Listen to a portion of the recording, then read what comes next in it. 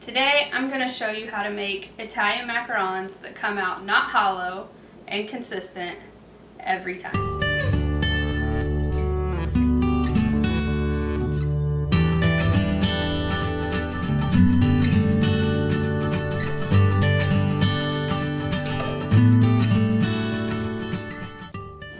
So I have everything together, 2 bowls. One definitely needs to be a mixing bowl for your egg whites. The other one doesn't have to be an extra mixing bowl, it's just what I use. A scale. You have to have a scale for Italian macarons. That's just the way it works. Because this is Italian method, we are going to boil sugar water. So I'm going to start with that first. Get my pot on here. I'm going to zero it out. I start the sugar water first because it takes so long to get going and get up to temperature. So I get it on the stove, get it turned on, everything like that, and then I continue on with the rest of my prep. It just helps cut out a little bit of wait time there. Okay, we're gonna go ahead and get our water and sugar measured out. I am using bottled water. That is important because it's filtered. Where I live, we have really hard water that will affect how your sugar syrup comes out. So I'm going to zero out my scale, and we're going to do 40 grams of water.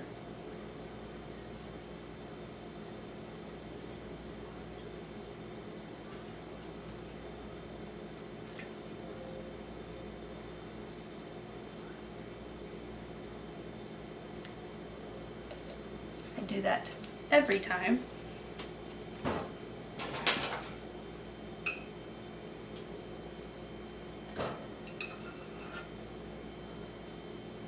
Alright, 40 grams of water. I'm going to zero it out again, and we are going to add 100 grams of granulated sugar.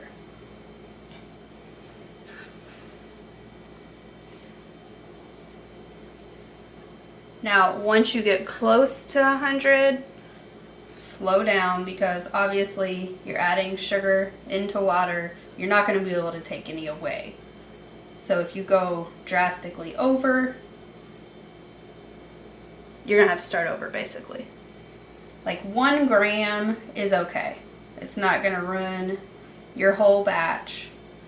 There we go. So we got 100 grams of granulated sugar in here.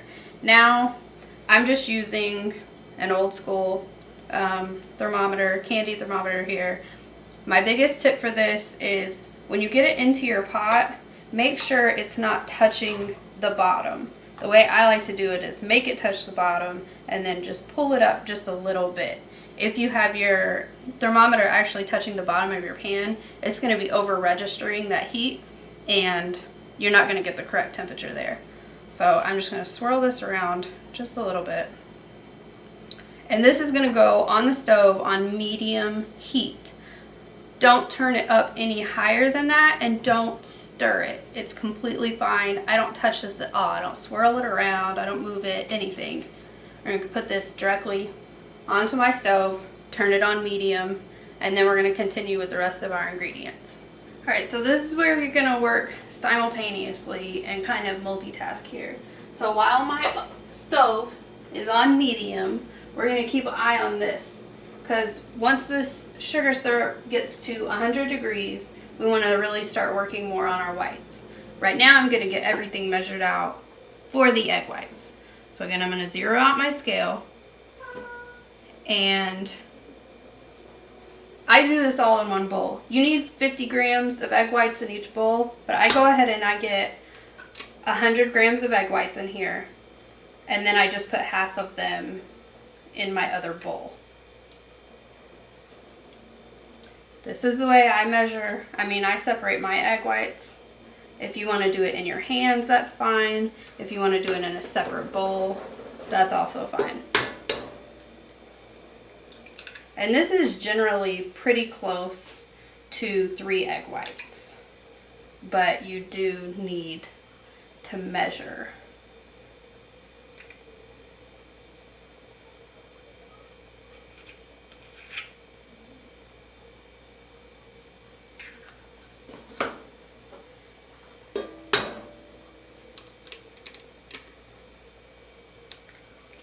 Now when I get really close, I do measure a little bit at a time if possible.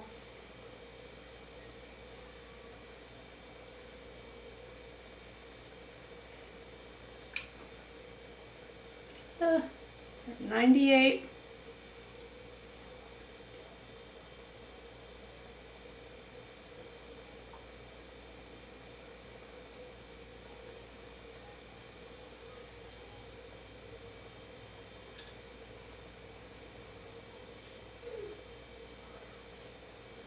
Almost there.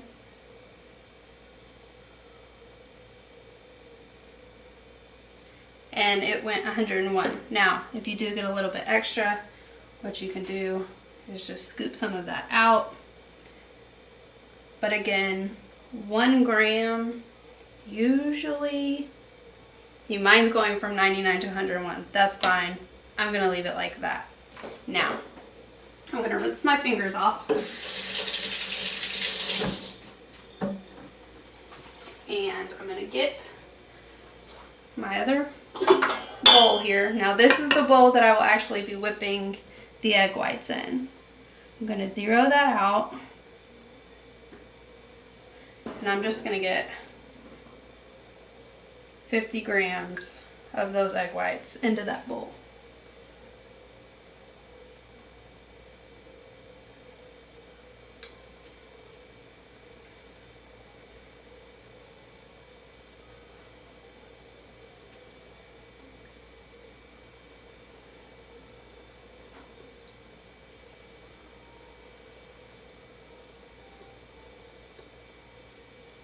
There we go. That's 50. So what I'm going to do is get this over here on my mixer and get my whisk attachment. Alright, so I get this over here. Now these egg whites, I'm going to turn this on about medium high, and I'm just going to get these to go frothy. They're not going to go to soft peaks even, just get it really bubbly.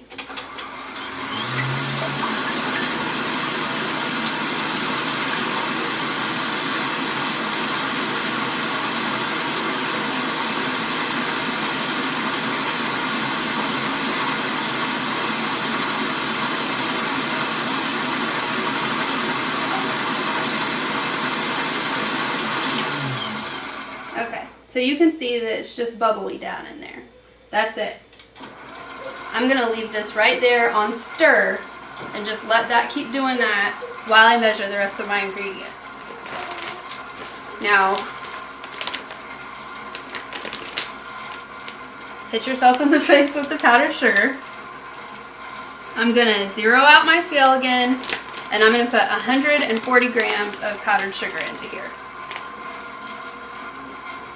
Turn that just a little bit so I can see it.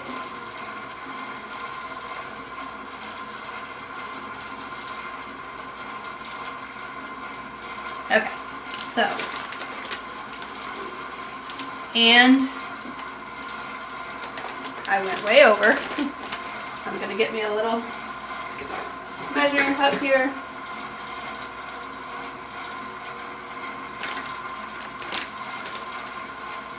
Just get this powdered sugar right from the top.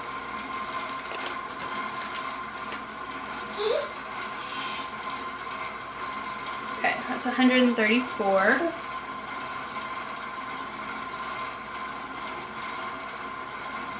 There we go, 140. Now I'm going to zero this back out again. I'm going to move this out of the way.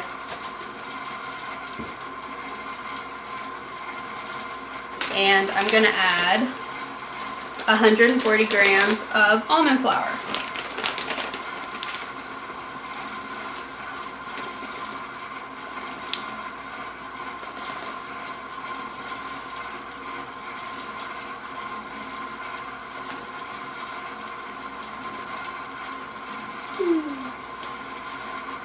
There we go, 140. Now I'm just going to peek over here at my sugar water. Just make sure that that's okay. Now, as you notice, I did not sift anything. I didn't put anything in the food processor. This works for me. So this is the way I do it.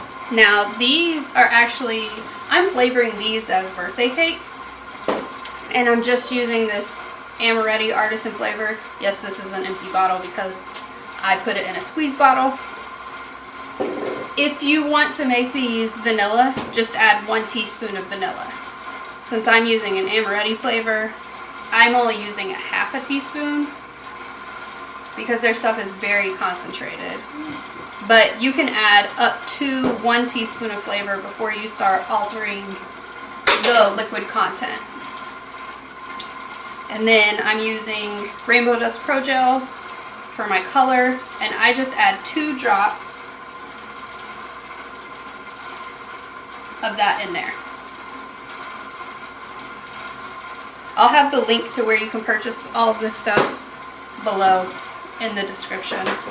Alright, I already moved my scale. So what we're going to do is fold this together. It's going to seem super dry and like it won't mix together, but I promise it will. You do just have to work with it.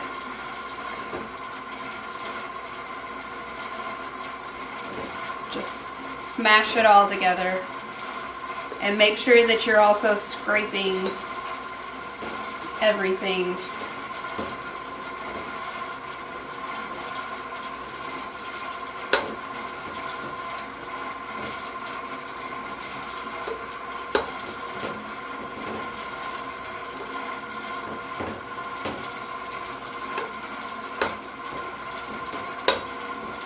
Clean off your spatula.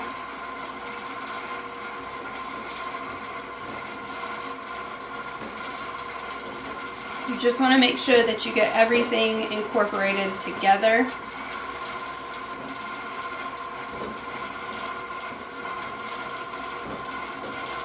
Get that color throughout.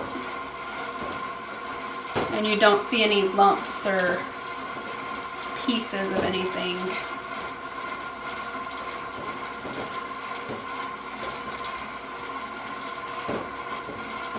Alright.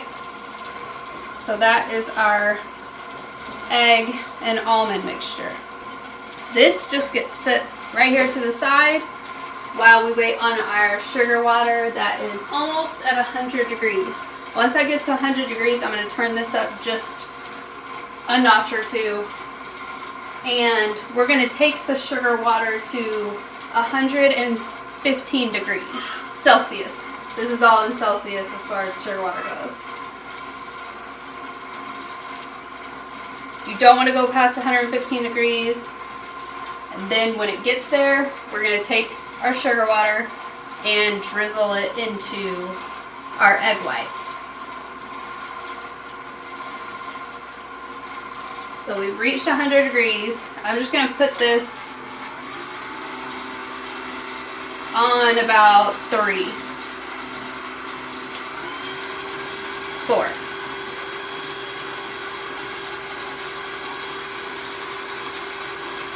You don't want to take that any higher. We don't want this to whip up at all. There will be pictures with the recipe that is attached of the sugar water, but you're going to see it go completely clear. And usually by the time that the entire mixture in here is completely clear and you can see through the whole thing, that's right whenever it's at that perfect temperature to get it into your egg whites.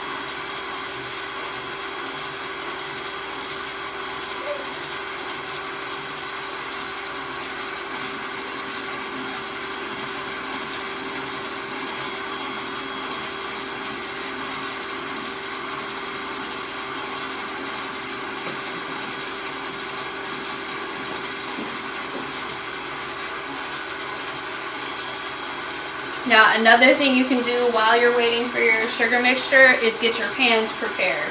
I'm using just my baking sheets with a Silpat. I use the silicone baking mats, and I'll have a link to those in the description as well. They just work the best for me. I prefer them for the Italian max 98% of the time. I do have 2 cups here ready. I've taken a piping bag and put a number 10 tip in it, and then I twist it, put it down into my cup. This just holds everything for me. For the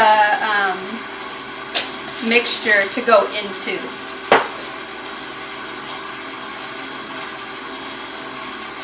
Got about 5 more degrees to go on our sugar water.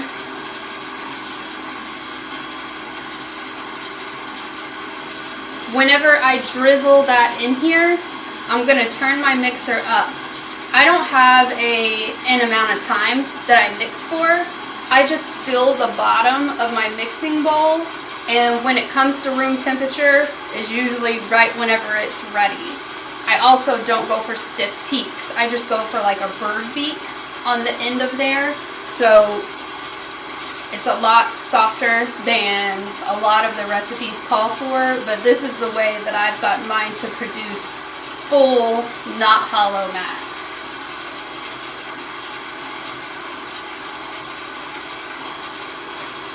There will be some sugar syrup also that goes along the edge of your mixing bowl. That's fine, it's normal. Don't be alarmed by that.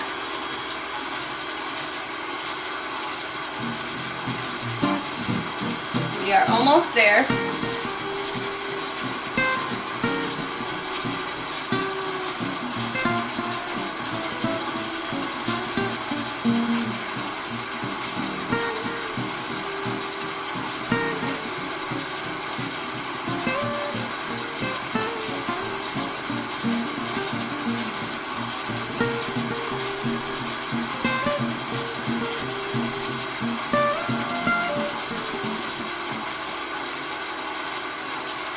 So I'm going to remove my thermometer and just put it to the side. And this is just slowly going to be drizzled into my my egg whites. I'm going to turn it up a little bit.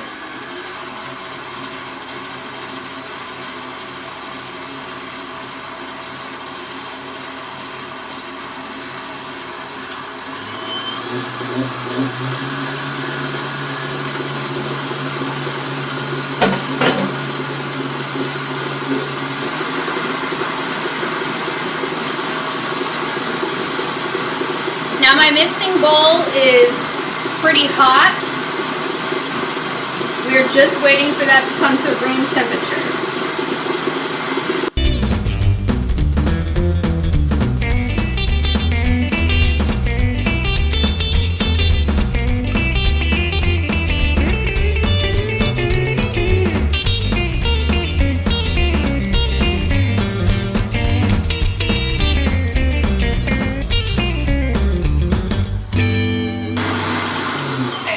My bowl is at room temperature on the bottom when I touch it, so I'm going to check just to see what kind of peaks I have here.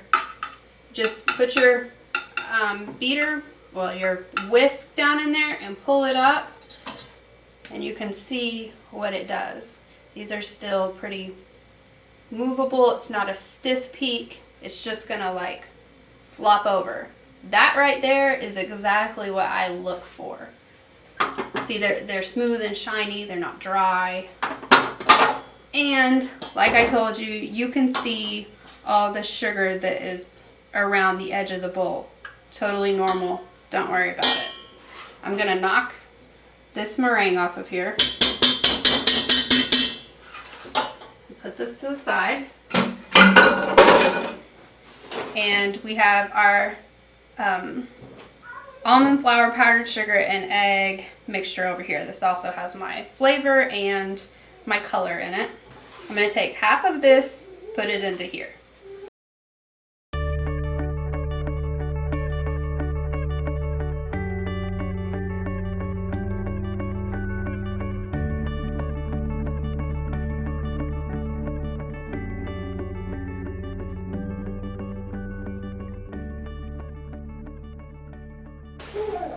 right, I'm gonna set that to the side.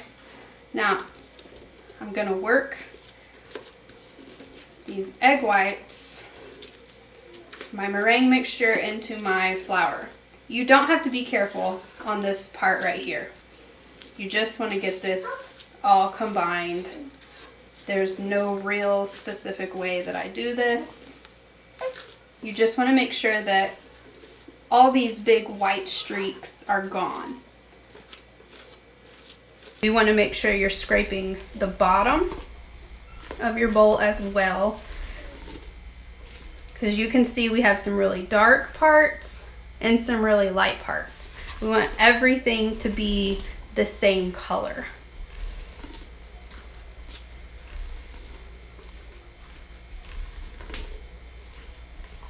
I'm going to clean my spatula off.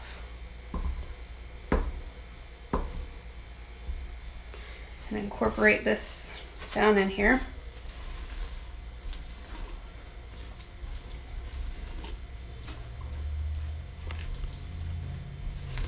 Now, that's all mixed together pretty well. So I'm going to add the rest of my meringue in here.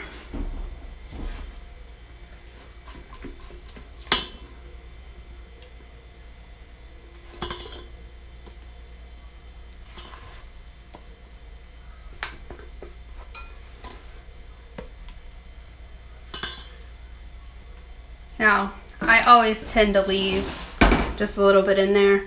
This is completely fine. You don't have to scrape it completely clean.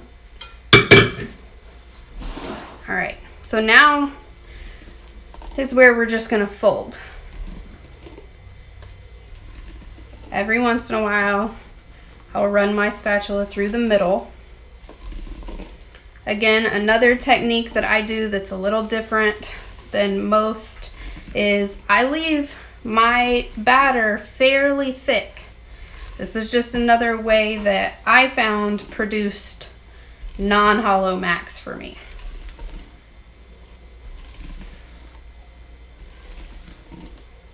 I just continue going through the middle and the bottom. Make sure you're getting all that up off the bottom. I find that with the mixing bowls from KitchenAid with that little hump in the middle there, you really gotta work around that and make sure you're getting all your batter off of there. Once it's all about the same color again, I'm gonna clean my spatula off. Make sure I get all that down in there.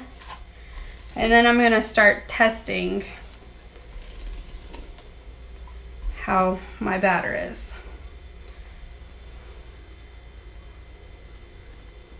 It's not at a full ribbon stage.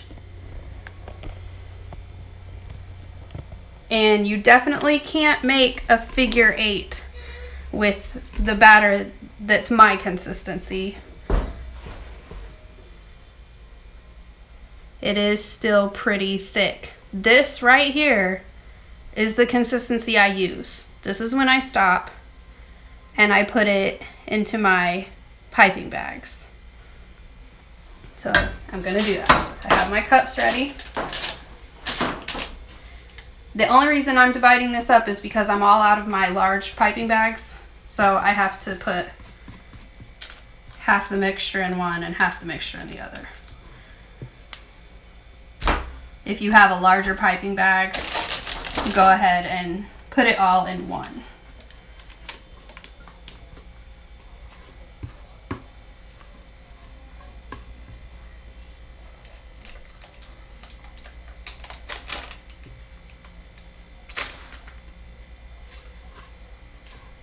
And again, if some gets left in the bowl, that's not a huge deal for me.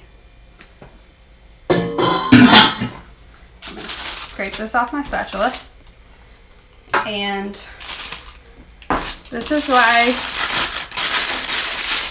I tie it up, because it won't come spilling out of the end. I'm gonna twist this over and set this one aside. I'm going to do the same with this one, and I'm going to get my baking sheet.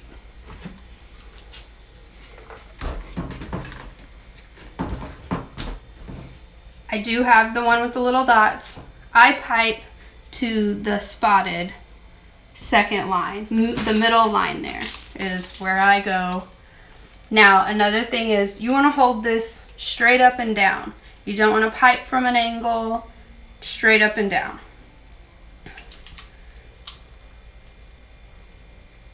I hold my tip all the way down in there and just stop when it gets to the spotted one and kind of spin it a little bit or twist it around. Now, if you do have this slight little peak there, that's totally okay. We're gonna bang this pan down once we get these piped out, and it's gonna make you a smooth top, I promise. Again, I am using the number 10 tip.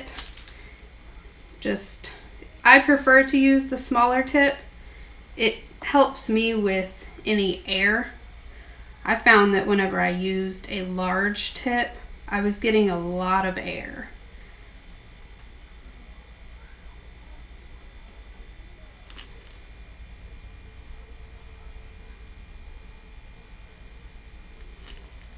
So you just want to get all these piped out.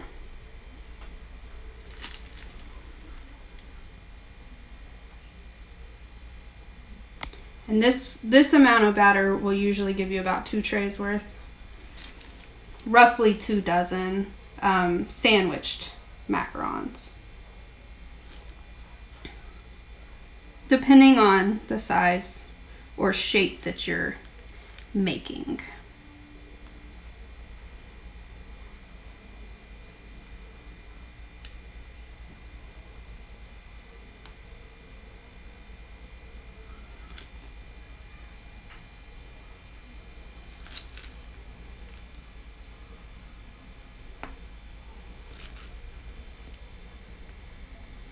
Now, I'll go ahead and talk about the drying. I let mine set for about 30 minutes. You do want it to form a skin so that you get that nice shell in the oven. The longest I have let mine set out is about 50 minutes. I do live in a humid area, so sometimes it does take a bit longer for them to dry.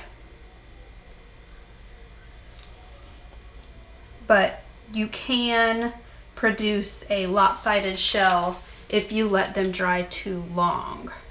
Like I said, about 50-55 minutes is the longest I've let mine set and still had them turn out okay. Now, if you have any bubbles show up, I have a little bubble here on the side. You can use a toothpick or a cookie scribe. I have a scribe. Just pop that little bubble.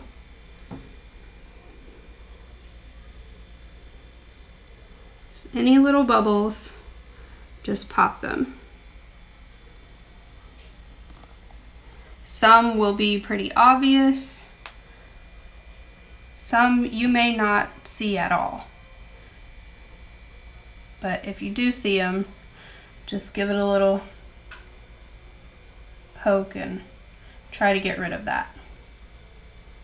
Now, what I'm gonna do is like slam these down on my cabinet or my counter really fast. 3 times, spin it around 3 more times. Also, make sure when you do that, you're dropping your pan straight up and down. If you drop it at an angle, you're gonna make your max go weird. There we go. Now, if you see any bubbles that have come up after doing that, just go ahead and give those a pop.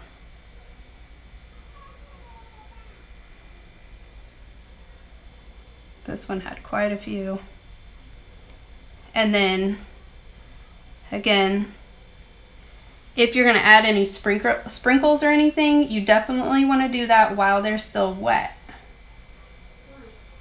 I'm gonna put a few on mine. I'm pretty bubbly today. But just get what you can. Make sure to do this while they are wet. If you come back after they've gotten a skin and try to get rid of any air, you're gonna leave marks. Like right now I can move it around a little and it'll settle back in, and you're not gonna be able to notice that I was messing with it at all. Alright, so I just have some sprinkles here. And just drop those right there on the top. I haven't had any issues with sprinkles causing any cracking. Not with these sprinkles, at least.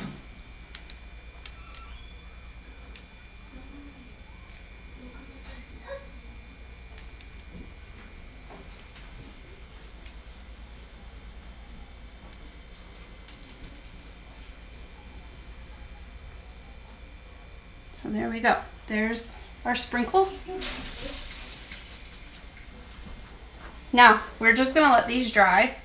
I give them about 30 minutes. It's hot today. It's hot and humid. So 30 minutes, and then I'll show you what you need to look for in if they're ready or not. There we go. All right, so these have been drying, and what you're looking for is when you touch the side, it doesn't stick to your finger. There's not anything there. It's not sticky. That is when you are ready to bake them. So when they started to look dry, I went ahead and preheated my oven to 300 degrees. This is just a standard residential oven. I make Max in mine just fine without any problems, but I do 300 degrees. Make sure you have an oven thermometer, because you want it to bake at the actual 300 degrees, not what your oven says at 300 degrees. Now I'm going to put these in there, and I'm not going to open the oven at any point until 14 minutes is up. Then I'm going to check it, and how I'm going to check them is I'm going to touch the side of one of them again, and if it no longer wiggles, then you can go ahead and pull them out and they're ready to go. So 14 minutes, 300 degrees. If it does wiggle when you touch it, give it 2 more minutes. All right.